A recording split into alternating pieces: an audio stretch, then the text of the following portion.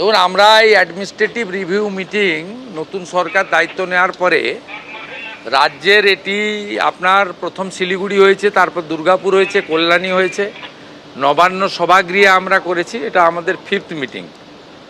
এরপরে আরেকটি আছে 12 তারিখে মালদাতে, মালদা, মুর্শিদাবাদ, উত্তর এবং দক্ষিণ দিনাজপুর নিলে। আমরা এই যে নতুন সরকারের ভিশন, চিন্তাভাবনা এবং প্রায় ধরে নিতে পারেন শতকরা 75-80 ভাগই নতুন এমএলএ জিতেছেন। প্র্যাকটিক্যালি নিচের তলায় কাজ বিডিওরা করেন, ওসিআইসিরা করেন, বিভিন্ন লাইং ডিপার্টমেন্ট করেন, ডিস্ট্রিক্ট ম্যাজিস্ট্রেটরা নেতৃত্ব দেন, এসপিরা ল অ্যান্ড অর্ডার দেখেন, এডিএম জেলা পরিষদ তিনি ডেভেলপমেন্টটাকে দেখেন, বিভিন্ন পুরসভায় যারা চিফ এক্সিকিউটিভ অফিসার আছেন, বিভিন্ন ডেভেলপমেন্ট অথরিটিতে যারা সিও কমিশনার আছেন তারা দেখেন। আমরা এটাকে কোঅর্ডিনেশন করার জন্যই করছি। এখন ন্যাচারালি আজকে এখানে 35 জন এমএলএকে আমরা ডেকেছিলাম, সেই এমএলএরা 35 জনই উপস্থিত ছিলেন, ইনক্লুডিং মিনিস্টার্স। 35 জনই এসেছিলেন। তাদের মধ্যে 33 জন আমি যে পার্টি থেকে চিফ মিনিস্টার সেই পার্টির ছিল, অপোজিশনেরও 2 জন তারা ছিল। কারণ আমরা প্রথম থেকেই এমএলএ মিন্স এমএলএ, এমপিদেরও ডেকেছি। এখানে 4-5 জন এমএলএর মধ্যে আনডিভাইডেড মিদনাপুরে 4 জন এমপি ছিলেন, এবং একটা অপোজিশনের এমপি তো বলেই ফেললেন যে আপনারা আমাদের স্বাধীনতা দিয়েছেন কথা বলার আপনি, তাই আমি মন খুলে আজকে ডেভেলপমেন্ট ওরিয়েন্টেডই বলেছেন, খুব ভালো ভালো প্রপোজাল দিয়েছেন। ন্যাচারালি আমরা এই বন্ডিংটা তৈরি করতে চাইছি। নির্বাচনের সময় রাজনীতি হবে, সারা বছর কাজ করতে হবে।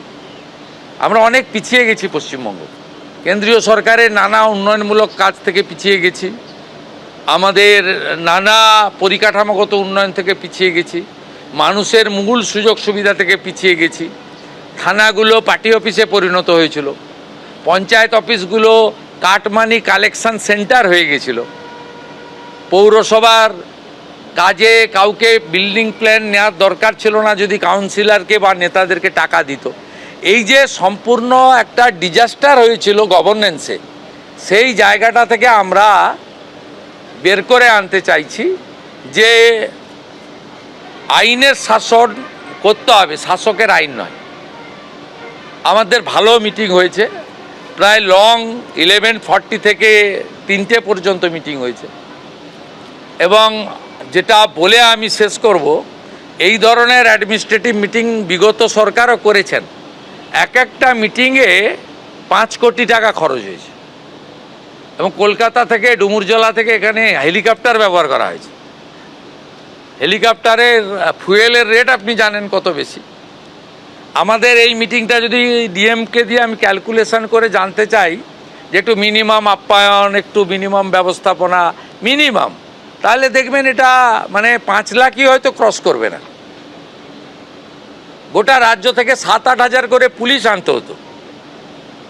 আগের দিন থেকে বিভিন্ন কলেজ স্কুল পুলিশে ভর্তি হয়ে যেত, তাদের ট্রান্সপোর্টেশন, তাদের ফুড সব মিলিয়ে এই টাকাগুলো থাকলে কিছু স্ক্যান মেশিন, কিছু এক্সরে মেশিন রুরাল হেলথ সেন্টারে করা যেত। আমাদের চলার পথ পুরোটাই for the people, by the people, of the people. এই সরকার প্রো পিপুল, মানুষের জন্য যা করার করবে, আমাদের নিজেদের কিছু কোনো এজেন্ডা নেই।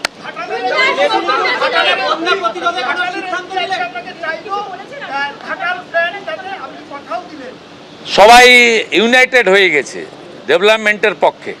যারা ডেভেলপমেন্টের বাইরে থাকবে তারা বিচ্ছিন্ন হয়ে যাবে। আমি তো বলছি, ঘাটালের এমপি তিনি একটা কথাই বলেছেন যে ঘাটাল মাস্টার প্ল্যান আমার কমিটমেন্ট ছিল।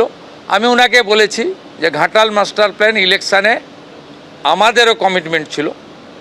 ঘাটাল, দাসপুর সব সিট আমরা জিতেছি, শীতল কপাট জিতেছেন, আবার তপন দত্ত জিতেছেন। আমরা ওটা করব। এখানে ক্রেডিট ডিসক্রেডিট কে কার ক্রেডিট হবে সেটা বড় কথা নয়। উনি প্রো ডেভেলপমেন্ট কথা বলেছেন, অন্য যারাও ছিলেন অপোজিশানে তারাও প্রো ডেভেলপমেন্টের কথা বলেছেন। আর মুখ্যমন্ত্রীর কাজই হচ্ছে ডেভেলপমেন্টের কাজটাকে ঠিকঠাক করে করা। ভোটের সময় রাজনীতি করব, তর্ক বিতর্ক হবে, আলোচনা সমালোচনা হবে। সারা বছর বিকাশের কাজ করব, উন্নয়নের কাজ করব। और 12 साल पूरा हो चुका है मोदी सरकार का और राज में भी 1 महीना पूरा हो गया है आज आपने शपथ। 1 महीने में एसेस करना मुश्किल है, 1 महीना कोई टाइम नहीं होता है, लेकिन यहाँ कुछ पेंडिंग काम था जो देश हित में करना चाहिए था, वो काम हम लोग कर दिया। पहले तो सेंसस, जनगणना का साथ राजनीति का कोई संपर्क नहीं है, पिछले सरकार उनको रोक के रखा था, वो काम चालू कर दिया। सीआरपीसी आईपीसी बहुत पहले ख़त्म हो गया, बीएनएस चालू हुआ था, बंगाल में चालू नहीं हुआ, भारतीयों ने संयुक्त वो चालू करना था, चालू कर दिया।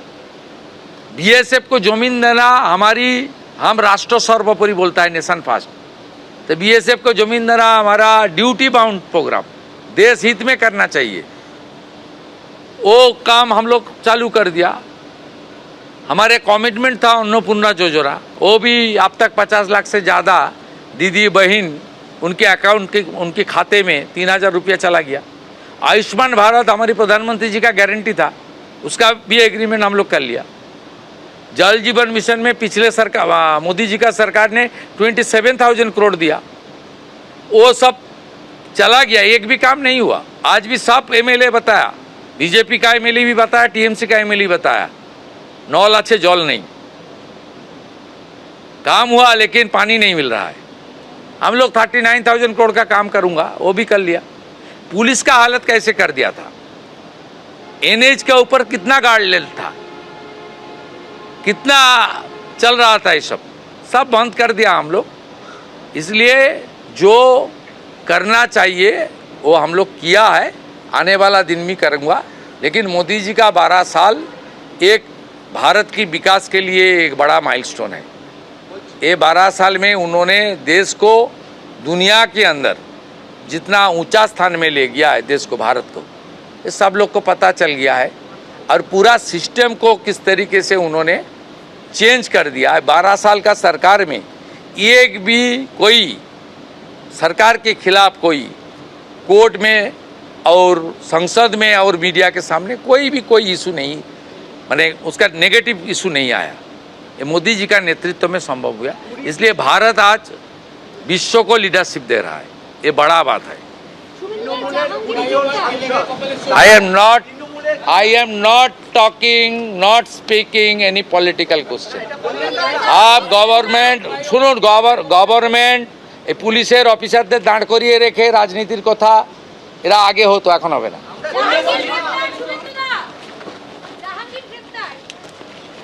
এবিপি আনন্দ, এগিয়ে থাকে, এগিয়ে রাখে।